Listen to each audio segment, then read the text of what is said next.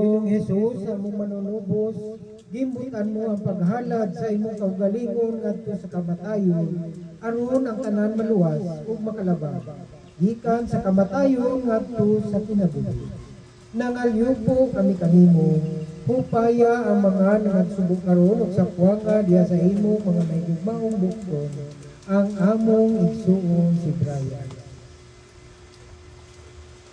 Ginoong Dios, patalinghugi ang mga pangalyupo niadtong mga nagatuo kanimo, himuang nga masinating namo uban kang Hesukristo ang kalipay taliwala sa among kasud-anan, ang kasiguruhan taliwala sa among pagduha-duha ug ang kaisog aron kami makalabang ning takna sa pagsulay.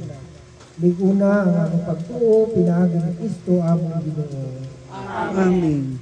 Bulahan katong nangamatay diha sa Ginoo, papahulayon ang sila gikan sa ilang kahagod ug maguban kanila ang ilang mga maayong ginuhatag.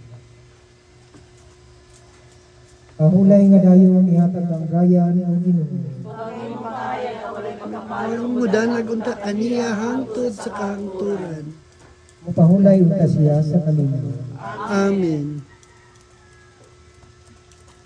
Hinaot nga ang iyang kalag ug ang kalag sa tanang mga nangamatay pinasikat sa kaluoy sa Dios, mupahulay nga malinaw hangtod sa kahangturan.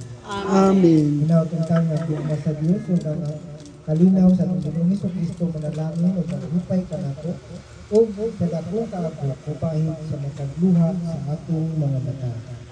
Sa ngalan sa Amahan ug sa Anak ug sa Espiritu Santo.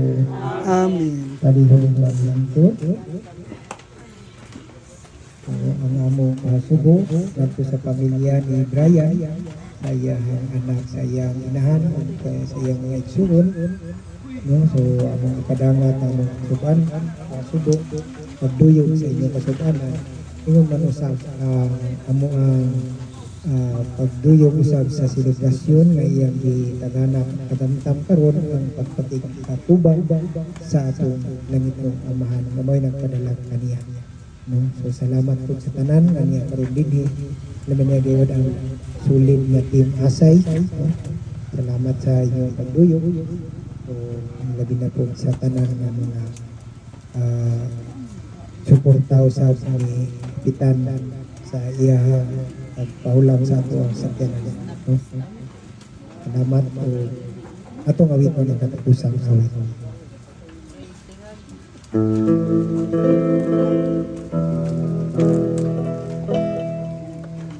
Magima